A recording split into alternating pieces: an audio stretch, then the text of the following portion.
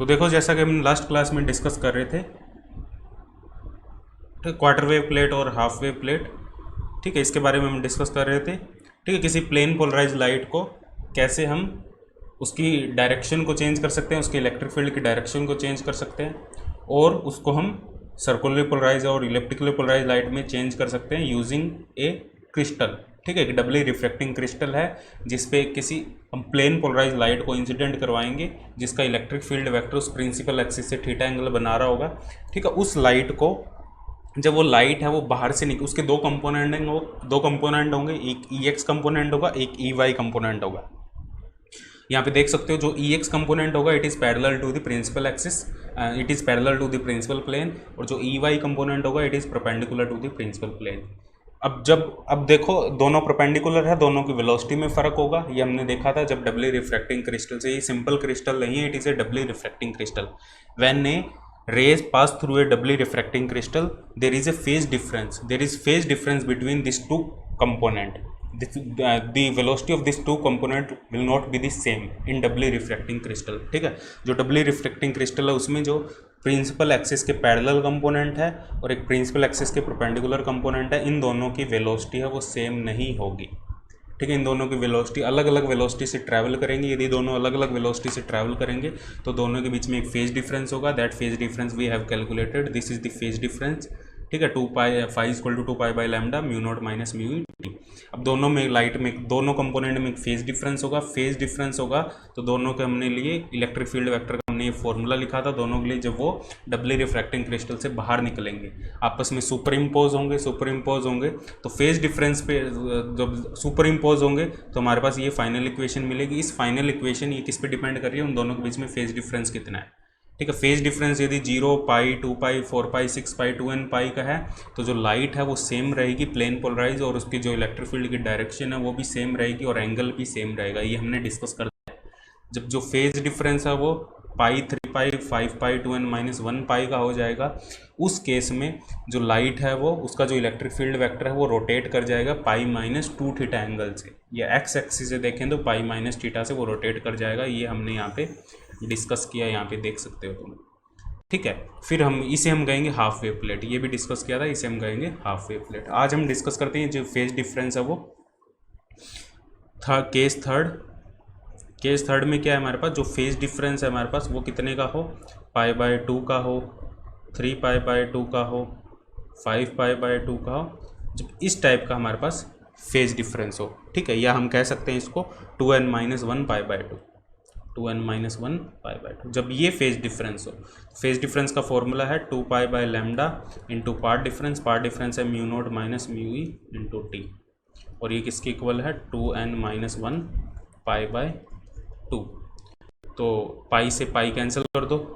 ठीक है, तो ये आएगा हमारे पास टी कितना आ जाएगा हमारे पास 2n माइनस 1 बाय 2, नीचे आ जाएगा 4, और ये आ जाएगा mu naught minus mu E into lambda.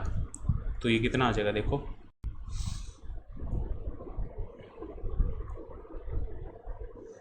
To को कॉमन ले लो बाहर, 2 को कॉमन लोगे तो n minus half lambda by 2 mu not minus mu. ये हमारे पास थिकनेस आएगी, ये है हमारे पास थिकनेस, उस क्रिस्टल की थिकनेस, उस डबली रिफ्रैक्टिंग क्रिस्टल की थिकनेस जो कितने का फेज डिफरेंस प्रोड्यूस कर रहा है, pi by 2, 3 pi by 2, 5 by 2 का फेज डिफरेंस जो प्रोड्यूस कर रहा है, ऐसे क्रिस्टल की ये थिकनेस है, ऐसे डबली रिफ्रैक्टिंग क्रिस्टल की थिकनेस है। अब इस केस में देखो, यदि हमारे पास फाई की वैल्यू ये है तो कोस फाई की वैल्यू क्या होगी, कोस फाई 0 होगा obviously, pi by 2 cos phi 0 होगा, और साइन फाई 1 होगा, साइन फाई 1 होगा। तो हमारी जो इक्वेशन थी final equation E X square by E one square plus E Y square by E two square minus 2 E x E Y E one E two cos phi sine square phi, ये equation क्या बन जाएगी, phi की value जो put करेंगे pi by 2, 3 pi by 2, equation बनेगी हमारे पास E X square by E one square plus E Y square by E two square minus 2 E x E y E1 E2 equal to 0। ठीक है, ये हमारे पास, sorry ये 0 होगी, टर्म गलत लिख दिया मैंने, ये 0 होगी। ओके ओके, ये 0 होगी, एक सेकेंड, ये 0 इक्वल टू 1। ठीक है, तो ये इक्वेशन बन जाएगी। इसको हम ये लिख सकते हैं EX² by E1² EY² by E2² equal to 1। This is the final equation. ठीक है, ये मतलब लाइट जो प्लेन पोलराइज लाइट हमने इंसिडेंट करवाई थी डबली रिफ्रैक्टिंग क्रिस्टल पर। ठीक है, अब वो क्रिस्टल से पास होगी, उसके दो कंपोनेंट होंगे, एक EX एक EY, दोनों आपस में सुपर इम्पोज करेंगे। क्रिस्टल से बाहर निकलने के बाद आफ्टर सुपर इम्पोजिशन उनकी ये फाइनल इक्वेशन होगी। और ये इक्वेशन क्या शो करती है हमें, देखो एक कंपोनेंट यह था, EX कंपोनेंट था, और एक कंपोनेंट EY था। ठीक है, अब डबली रिफ्रैक्टिंग क्रिस्टल से निकलने के बाद जो लाइट है उसकी ये इक्वेशन है। इसका मतलब है ये किसकी इक्वेशन है, ये इलिप्स की इक्वेशन है। E1 और E2 एम्पलीट्यूड है। ठीक है, एक्स के लॉन्ग E1 एम्पलीट्यूड है और Y के लॉन्ग E2 एम्पलीट्यूड है। मतलब जो लाइट होगी वो इलिप्टिकली पोलराइज लाइट होगी, इलिप्टिकली पोलराइज लाइट होगी। लाइट है वो इलिप्टिकली पोलराइज होगी। ठीक है, इलिप्टिकली पोलराइज क्यों होगी, क्योंकि एम्पलीट्यूड डिफरेंट है। E1 और E2 की जो वैल्यू है वो सेम नहीं है, E1 और E2 की वैल्यू सेम नहीं है, तो जो लाइट है वो इलिप्टिकली पोलराइज लाइट होगी। अब वो लेफ्ट इलिप्टिकली पोलराइज होगी, राइट इलिप्टिकली पोलराइज होगी, वो डिपेंड करेगा। ठीक है, यदि लेफ्ट होगी क्यों लेफ्ट होगी, राइट होगी क्यों राइट होगी, उसके रोटेशन पे डिपेंड करेगा। जो इलेक्ट्रिक फील्ड है वो किस डायरेक्शन में रोटेट कर रहा है हमारी तरफ मूव करते हुए। तो उसकी दो ऑप्टिकल नोटेशन मैंने स्टार्टिंग में ही बताई थी, दो नोटेशन, एक एंगुलर मोमेंटम नोटेशन है, एक ऑप्टिकल नोटेशन है। ठीक है, अब यहाँ पे तुम्हें ये याद रखना है ये इलिप्टिकली पोलराइज लाइट है। ठीक है, इलिप्टिकली पोलराइज लाइट मतलब एम्पलीट्यूड इनका डिफरेंट है। और एम्पलीट्यूड क्या था, E1 क्या था हमारे पास, देखो E1 था हमारे पास E0 कोस थीटा, और E2 था हमारे पास E0 साइन थीटा। और ये थीटा क्या था, इंसिडेंट एंगल थीटा था। देखो ऊपर जाते हैं, जब हमने इंसिडेंट करवाई थी लाइट को डबली रिफ्रैक्टिंग क्रिस्टल पे, ये थीटा था कि इलेक्ट्रिक फील्ड है जो लाइट हम प्लेन पोलराइज लाइट इंसिडेंट करवा रहे हैं उसका जो इलेक्ट्रिक फील्ड वेक्टर है वो क्या एंगल बना रहा है एक्स एक्सिस से, वो हमारे पास थीटा था। तो इसके दो कंपोनेंट थे, E0 cos theta, E0 sine theta. अब देखो यदि हमें एम्पलीट्यूड को रखना है, एम्पलीट्यूड को सेम रखना है, तो एंगल एम्पलीट्यूड को सेम रखने का मतलब है E0 cos theta equal to E0 sine theta होना चाहिए। एम्पलीट्यूड सेम रखना है हमें, मान लो एम्पलीट्यूड को हमें सेम रखना है तो ये होना चाहिए। अब ये कब होगा, जब थीटा की वैल्यू 45 हो। जब थीटा की वैल्यू 45 होगी उस केस में E1 इक्वल टू E2 होगा, और उस केस में हमारे पास जो ये इक्वेशन बनेगी ये क्या होगी हमारे पास, EX² plus EY² equal to E²। और ये जो E है वो क्या है, एम्पलीट्यूड, इसको E से लिख देते हैं। और ये केस कब होगा, जब फेज डिफरेंस हमारे पास π/2, 3π/2, 5π/2 का हो, और उसके साथ साथ जो लाइट इंसिडेंट हो रही है, प्रिंसिपल जो हमारा क्रिस्टल है डबली रिफ्रैक्टिंग क्रिस्टल, उस पर जो लाइट इंसिडेंट हो रही है वो एक्स एक्सिस से कितना एंगल बना रही है, यदि वो एक्स एक्सिस से 45 डिग्री का एंगल बना रही है।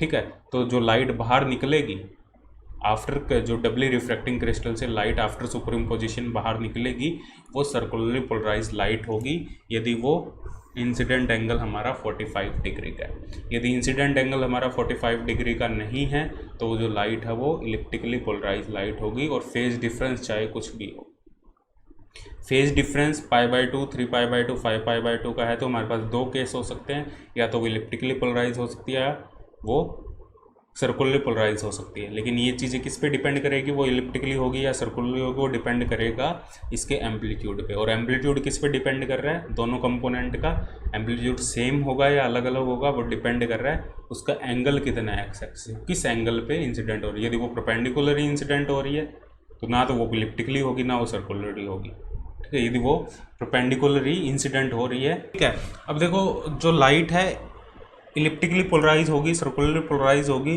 तो वो भी डिपेंड, देखो फेज डिफरेंस तो रोल है ही, फेज डिफरेंस का तो रोल है ही, π/2, 3π/2 ये फेज डिफरेंस होना चाहिए। इसके साथ ही एक रोल और है यहाँ पे कि उसका इंसिडेंट एंगल क्या है, वो किस एंगल पे इंसिडेंट हो रही है। ये हमारे पास प्रिंसिपल सेक्शन है, तो उसका जो इलेक्ट्रिक फील्ड वेक्टर है वो कितना एंगल बना रहा है, ये एंगल भी मैटर करेगा।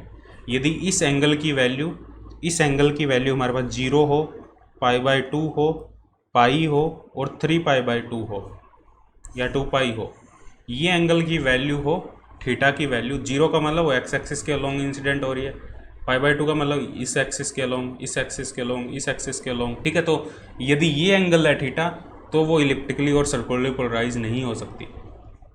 इलिप्टिकली पोलराइज और सर्कुलरली पोलराइज वो नहीं हो सकती, क्योंकि वो किसी एंगल पे इंसिडेंट नहीं हो रही। तो यहाँ पे दो हमें एक मतलब वो फाइनल इक्वेशन ऐसी नहीं मिलेगी एक्स और ई वाई की टर्म्स में, ठीक है। यदि 0 π/2 वो लाइट है वो एज इट इज़ निकल जाएगी, उसके कोई कंपोनेंट नहीं होंगे, वो लाइट एज इट इज़ निकल जाएगी, ठीक है। 0 π/2 π3 ये थीटा है यार, इस चीज़ में कंफ्यूज मत हो ना। थीटा और फाई फेज डिफरेंस है। फेज डिफरेंस कब प्रोड्यूस होगा, जब लाइट इंसिडेंट होने के बाद दो कंपोनेंट में डिवाइड हो, उन कंपोनेंट के बीच में क्या phase difference, that is phi. अब थीटा है यहाँ पे लाइट है, जो प्लेन पोलराइज लाइट है वो इंसिडेंट हुई है, वो किस एंगल पे इंसिडेंट हुई है, दैट इज थीटा। यदि थीटा 0 π/2 पाई और 3π/2 के अलावा कुछ भी है, ठीक है, तब हम कह सकते हैं वो इलिप्टिकल पोलराइज और सर्कुलर पोलराइज लाइट होगी, और वो प्लेन पोलराइज भी हो सकती है, वो फेज डिफरेंस पे डिपेंड करता है, ठीक है। यदि थीटा की वैल्यू इन एंगल के अलावा कुछ भी है, थीटा की वैल्यू इन एंगल के अलावा कुछ भी है, तो वो क्या हो सकती है, वो या तो प्लेन पोलराइज हो सकती है, वो इलिप्टिकली पोलराइज हो सकती है, या सर्कुलरली पोलराइज हो सकती है। अब वो आगे फेज डिफरेंस का रोल आ जाता है। फाई की वैल्यू प्लेन पोलराइज के लिए हमें पता है 0 पाई 2π 3π 4π, और इलिप्टिकल पोलराइज के और सर्कुलरली पोलराइज के लिए हमें पता है π/2 3π/2 5π/2, ठीक है। ये हमारे पास होगा। आई बात समझ में, ठीक है। जब थीटा की वैल्यू 0 π/2 पाई और 3π/2 है, तो उस केस में उसके अलावा कुछ भी है, ये नहीं होना चाहिए, इसके अलावा कुछ भी है, इसके अलावा कुछ भी है, तो उस केस में हमारे पास 3 केस होंगे। प्लेन पोलराइज हो सकती है, इलेक्ट्रिकल पोलराइज, सर्कुलर पोलराइज हो सकती है। यदि ये है तो वो ऑब्वियसली प्लेन पोलराइज होगी। यदि थीटा की वैल्यू 0 है, π/2 है, पाई है, 3π/2 है, तो उस केस में जो लाइट है वो ऑब्वियसली प्लेन पोलराइज ही रहेगी, ठीक है। बात आई समझ में। यहाँ पे कोई भी कन्फ्यूज़न हो पूछ सकते हो, ठीक है। ये थोड़ा सा ट्रिकी है, यहाँ पे थीटा और फाई में कन्फ्यूज़ मत होना यहाँ पे, ठीक है। आई होप तुम्हें समझ में आया होगा, मैंने जितना एक्सप्लेन करना था कर दिया, ठीक है। तो फिर भी कन्फ्यूज़न हो तो पूछ लेना यार दोबारा, मैं किसी लेक्चर में और एक्सप्लेन कर दूंगा इस चीज़ को। मेरे को लग रहा है थोड़ी सी कन्फ्यूज़न हो सकती है तुम्हें इस चीज़ में, थोड़ा सा इस लेक्चर को ध्यान से सुनना, ठीक है। क्या थीटा है क्या फाई है, इस चीज़ को समझने की कोशिश करना और पिछला लेक्चर भी देखना, ठीक है। तो ये लाइट सर्कुलरली पोलराइज होगी, इलेप्टिकली पोलराइज होगी, वो डिपेंड करता है थीटा पे भी और फाई पे भी, ठीक है। तो ये हमारे पास पर्टिकुलर केस थे, लाइट को सर्कुलरली पोलराइज लाइट में कैसे प्रोड्यूस करें, इलेप्टिकल पोलराइज लाइट में कैसे प्रोड्यूस करें, प्लेन पोलराइज का रोटेशन कैसे करें। तो ये बेसिकली हमारे पास ये क्वार्टर वेव प्लेट है। ये थिकनेस किसी क्रिस्टल की होगी, ये वाली थिकनेस जो यहाँ पे लिखी है, ये थिकनेस किसी क्रिस्टल की यदि होगी, एन की वैल्यू यहाँ पे 1 2 3 4 है। यदि किसी क्रिस्टल की ये थिकनेस है, मतलब जो फेज डिफरेंस है वो π/2 3π/2 का प्रोड्यूस कर रही है वो क्रिस्टल, ठीक है। तो उसे हम कहेंगे क्वार्टर वेव प्लेट,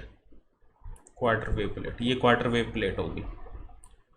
और फेज डिफरेंस जो हमने यहाँ पे देखा था, देखो जो फेज डिफरेंस पाई 3π 5π का प्रोड्यूस कर रही है, पाई का फेज डिफरेंस प्रोड्यूस कर रही है, वो हाफ वेव प्लेट होगी। हाफ वेव प्लेट क्या करेगी, इलेक्ट्रिक फील्ड वेक्टर को जस्ट रोटेट कर देगी, ठीक है। और क्वार्टर वेव प्लेट क्या करेगी, वो सर्कुलरली पोलराइज और इलेक्ट्रिकली पोलराइज लाइट में कन्वर्ट करेगी, ठीक है। अब देखो, अब हम डिस्कस करते हैं भाई जो लाइट है उनको डिटेक्ट कैसे करें, ठीक है। आंखों से तो हम डिटेक्ट नहीं कर सकते कि ये प्लेन पोलराइज है, सर्कुलरली पोलराइज है, इलेक्ट्रिकली पोलराइज है। Detection of plane polarise, circularly polarise, elliptically polarise, partially polarise,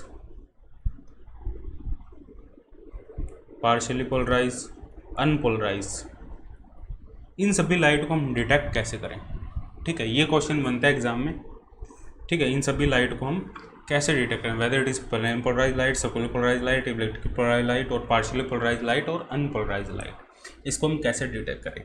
देखो इनको डिटेक्ट सबसे पहले हम बात करते हैं प्लेन पोलराइज लाइट को कैसे डिटेक्ट करें। सबसे पहले हम बात करते हैं प्लेन पोलराइज लाइट की। देखो प्लेन पोलराइज लाइट को डिटेक्ट करने के लिए हमें क्या करना पड़ेगा, ये मान लो प्लेन पोलराइज लाइट आ रही है, ठीक है, इसका एक फील्ड ऑफ वाइब्रेशन एक पर्टिकुलर डायरेक्शन में इलेक्ट्रिक फील्ड ऑसिलेट करेगा, ठीक है, ये प्लेन पोलराइज लाइट। इसको डिटेक्ट करने के लिए हमें जस्ट एक निकोल प्रिज्म या एक एनालाइजर रखना होगा, एक एनालाइजर रखना होगा हमें, जिसकी एक पास एक्सिस होगी, ठीक है। हमने एक एनालाइजर रख दिया और उस एनालाइजर की पास एक्सिस को हमें रोटेट करना होगा, जैसे मेलस लॉ में हम करते हैं। एक पोलराइजर से प्लेन पोलराइज लाइट निकल के आ रही है, वो तो हमें पता है ऑब्वियसली प्लेन पोलराइज है, क्योंकि वो पोलराइजर से निकल के आ रही है। हमें यहाँ नहीं पता ये पोलराइजर से आ रही है कहाँ से आ रही है, इसको हमें चेक करना है whether it is plane polarise और नॉट। तो हमें क्या, एक एनालाइजर रख दिया। एनालाइजर बेसिकली एक निकोल प्रिज्म है। निकोल प्रिज्म के अलावा ये बहुत सारे ग्लास प्लेट्स का कॉम्बिनेशन भी हो सकता है, जो हमने ब्रूस्टर लॉ पढ़ा है, ठीक है, वो भी हो सकता है। निकोल प्रिज्म भी हो सकता है। इसकी एक पास एक्सिस है। अब इस पास एक्सिस को हम 0 से लेकर 360 तक रोटेट करेंगे, 0 से लेकर 360 तक इस रोटेट करेंगे। इस पास एक्सिस को हम 0 से 360 तक रोटेट करेंगे। तो जो लाइट की इंटेंसिटी है, और यहाँ पे एक स्क्रीन रख देंगे, ये स्क्रीन है हमारे पास, ये स्क्रीन है, ठीक है, और उस स्क्रीन पे इंटेंसिटी को नोट करेंगे, इस स्क्रीन पे इंटेंसिटी को नोट करेंगे। यदि लाइट की जो इंटेंसिटी है वो मिनिमा टू मैक्सिमा हो रही है, मिनिमा टू मैक्सिमा, और मिनिमा कितना है, मिनिमा है 0, minima to maxima intensity vary कर रही है। एक पॉइंट पे बहुत ज़्यादा मिनिमम है और एक पॉइंट पे बहुत ज़्यादा मैक्सिमम है, और वो जो मिनिमम है वो 0 मिनिमम है। मिनिमम का मतलब ये नहीं है कुछ लाइट आ रही है वहाँ पे, 0 मिनिमम मतलब एकदम डार्क, कुछ भी इंटेंसिटी नहीं मिल रही। तो इस केस में हम कह सकते हैं जो लाइट होगी वो प्लेन पोलराइज लाइट होगी। तो प्लेन पोलराइज लाइट को डिटेक्ट करने का बहुत ही सिंपल मेथड है, just take a analyser, rotate with 0 to 360। If the intensity of light goes from 0 minima to maxima, then we definitely can say that this light will be a plane polarized light, ठीक है। Light plane polarise light होगी यदि उसकी intensity minima to maxima जा रही है, और minima कितना है, 0 मिनिमा। इस चीज़ को याद रखना, मिनिमा कितना, 0 मिनिमा, 0 मिनिमा याद रखना, ठीक है। तो this light is plane polarise light. अब हमें डिटेक्ट करना है सर्कुलर पोलराइज लाइट को।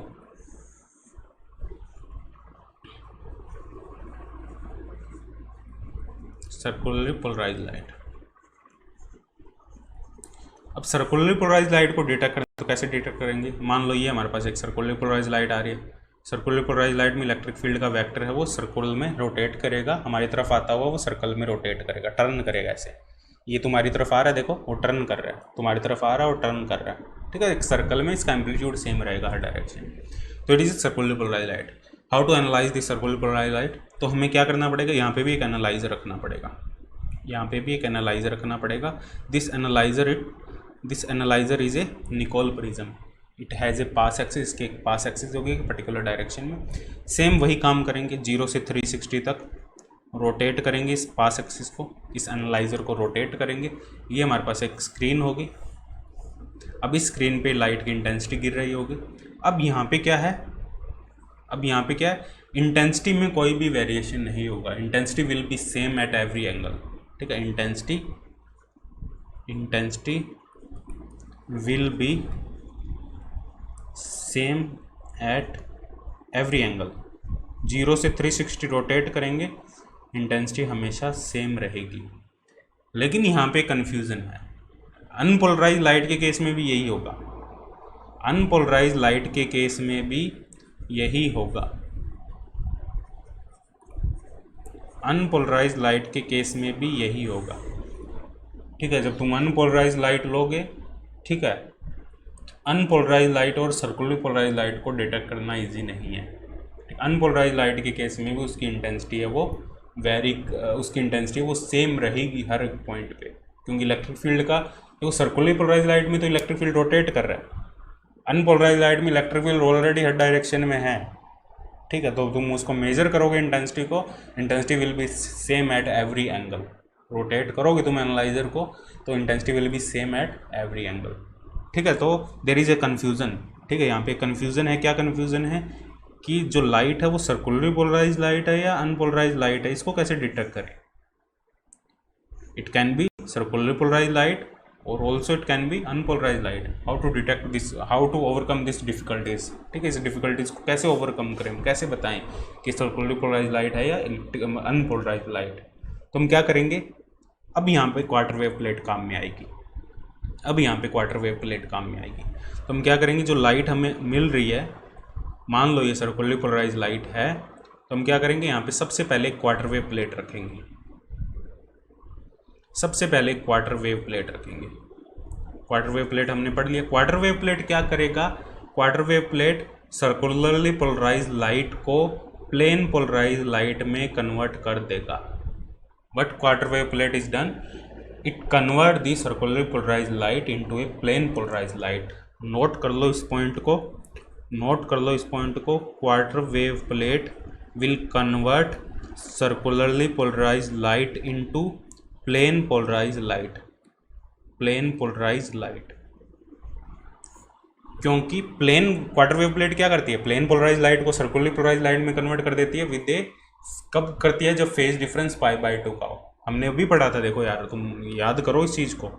ठीक है, हमने पढ़ा था जब एक प्लेन पोलराइज लाइट किसी क्वार्टर वेव प्लेट पे इंसिडेंट होगी और दो लाइट के दो कंपोनेंट होंगे, परपेंडिकुलर कंपोनेंट, पैरेलल कंपोनेंट, और उन दोनों में यदि फेज डिफरेंस π/2 का है या 3π/2 का या 5/2 का है, तो जो लाइट है वो सर्कुलरली पोलराइज लाइट में कन्वर्ट हो जाएगी। अब यदि हम एक सर्कुलर पोलराइज लाइट में कन्वर्ट होगी, एक और क्वार्टर वेव प्लेट रख दें, हम एक और क्वार्टर वेव प्लेट रख दें, तो फिर से फेज डिफरेंस π/2 का आ जाएगा, फिर से फेज डिफरेंस π/2 का आ जाएगा। ठीक है, तो टोटल फेज डिफरेंस या तो 180 हो जाएगा, या अपोजिट डायरेक्शन फेज डिफरेंस आ रहा है तो 0 हो जाएगा, या तो 0 हो जाएगा या पाई हो जाएगा। जो टोटल फेज डिफरेंस है दो क्वार्टर वेव प्लेट से जब लाइट निकलेगी, तो टोटल फेज डिफरेंस या तो 0 हो सकता है या पाई हो सकता है, या तो दोनों आपस में कैंसिल हो गए हो फेज डिफरेंस, या दोनों आपस में ऐड हो गए, या तो π/2 ऐड हो जाएगा तो टोटल पाई हो जाएगा, या π/2 आपस में कैंसिल होगा 0 हो जाएगा। ठीक है, तो दोनों केस में जो लाइट होगी वो प्लेन पोलराइज लाइट होगी। बात समझ में आई। ठीक है, क्या है, किसी भी लाइट को क्वार्टर वेव प्लेट से जो पास करेंगे, प्लेन पोलराइज लाइट को क्वार्टर वेव प्लेट से जब पास करेंगे, it convert into circular polarise light. Circular polarise light को फिर से क्वार्टर वेव प्लेट से पास करेंगे, it convert into a plane polarise light. तो हमने क्वार्टर वेव प्लेट रख दी। क्वार्टर वेव प्लेट के बाद हम एनालाइजर रखेंगे। क्वार्टर वेव प्लेट के बाद हम एक एनालाइजर रखेंगे। ठीक है, क्वार्टर वेव प्लेट के बाद में एक एनालाइजर रखेंगे। अब हमें पता है जो सर्कुलर पोलराइज लाइट थी वो प्लेन पोलराइज लाइट में कन्वर्ट हो चुकी है। अब एनालाइजर रखा हमने, अब एनालाइजर को हम रोटेट करेंगे 0 से 360। अब यदि इंटेंसिटी मिनिमा से मैक्सिमा जा रही है और जो मिनिमा है वो 0 है, मिनिमा क्या है, 0 मिनिमा, तो हम कह सकते हैं surely that light is circularly polarise light. जो लाइट हमने इंसिडेंट करवाई थी इन क्वार्टर वेव प्लेट, बस यदि ये अनपोलराइज लाइट होती, यदि ये अनपोलराइज लाइट होती, तो after passing through a quarter wave plate it will be a unpolarise light. ठीक, अनपोलराइज लाइट को क्वार्टर वेव प्लेट से जब तुम पास कराओगे, it will remain unpolarise light. ये अनपोलराइज लाइट है, इसको क्वार्टर वेव प्लेट से पास करवाया हमने, क्वार्टर वेव प्लेट से पास करवाया, still it is a unpolarise light. It will not convert into plane polarise और सर्कुलर पोलराइज और समथिंग एल्स। ठीक है, ये भी अनपोलराइज लाइट रहेगी। तो ये हम क्वार्टर वेव प्लेट का यहाँ ऐसे ही यूज़ कर सकते हैं। ठीक है, तो क्वार्टर वेव प्लेट क्या करेगी, it will convert the circular polarise light into a plane polarise light. ठीक है, with extra path difference, with extra phase difference of π/2। ठीक है, तो ये हमारे पास एक मेथड है। अब कौन सी है सर्कुलर पोलराइज लाइट, समझ में आ गई तुम्हें। अब है हमारे पास इलिप्टिकली पोलराइज।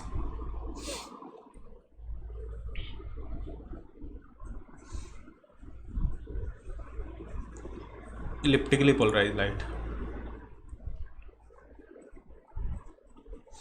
देखो इलिप्टिकली पोलराइज लाइट को चेक करने के लिए, ये मान लो हमारे पास लाइट है, ये इलिप्टिकली पोलराइज का मतलब एक पर्टिकुलर डायरेक्शन में एम्पलीट्यूड ज़्यादा है, एक पर्टिकुलर डायरेक्शन में एम्पलीट्यूड कम है, लेकिन इलेक्ट्रिक फील्ड रोटेट कर रहा है।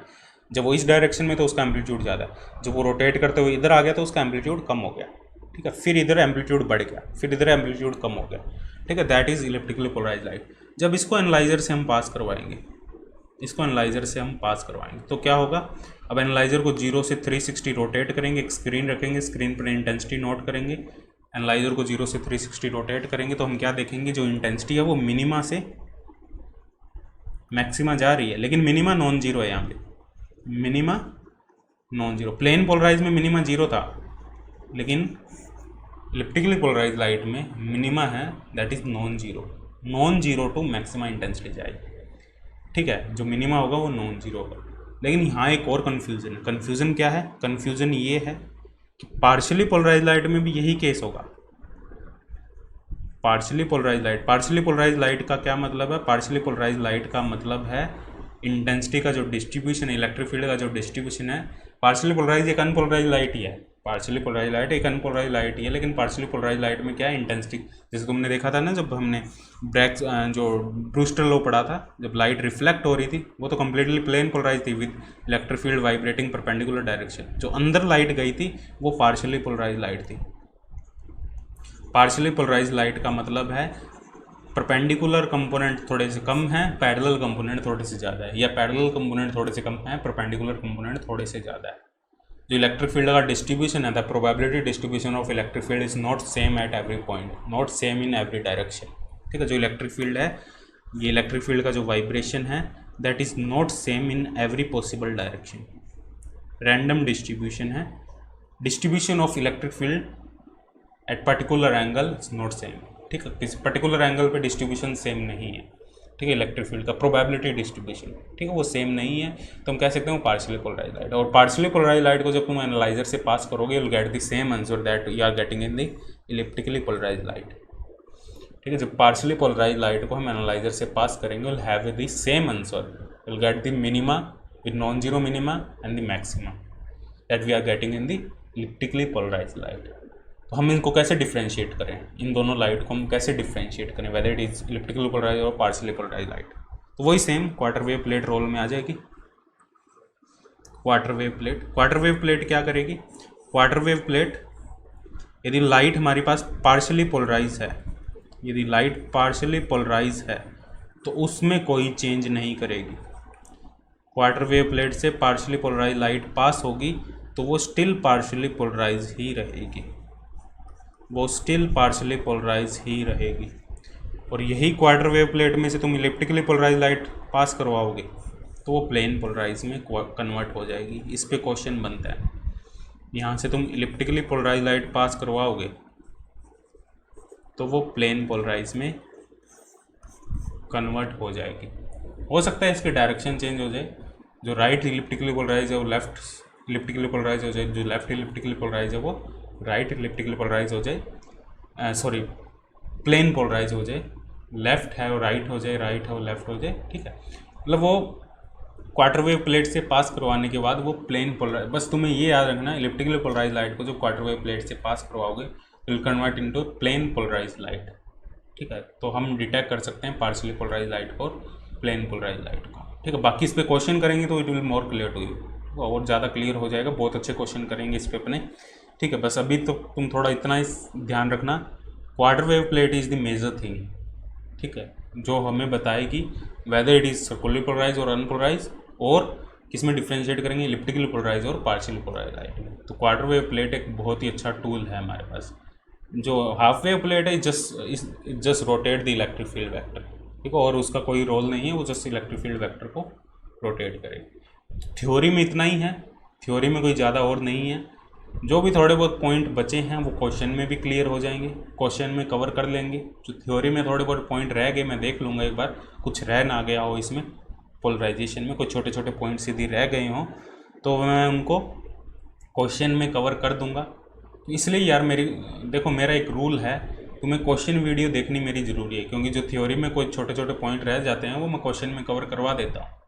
ठीक है, तो हर चीज़ देखनी ज़रूरी है यहाँ पे। ये नहीं है तुम थ्योरी देख लो, ये नहीं है सिर्फ तुम क्वेश्चन देख लो। ठीक है, थ्योरी भी देखनी ज़रूरी है, क्वेश्चन भी देखना ज़रूरी है। तो this is all about the polarisation of light. फिर भी कोई डाउट्स हो, कोई भी क्यूरीज हो, तुम पूछ सकते हो। ठीक है, मैंने बहुत अच्छे से इसको एक्सप्लेन किया है, और तुम्हें किसी भी बुक को फॉलो करने की ज़रूरत नहीं है। EM वेव के पोलराइजेशन यदि टॉपिक पढ़ना है, ये जो 6-7 लेक्चर है उनको फॉलो करो। बहुत अच्छे से हर चीज़ एक्सप्लेन की है, एक एक पॉइंट को एक्सप्लेन किया है। फिर भी कोई पॉइंट रह जाता है, I will explain in the question part. ठीक है, ओके।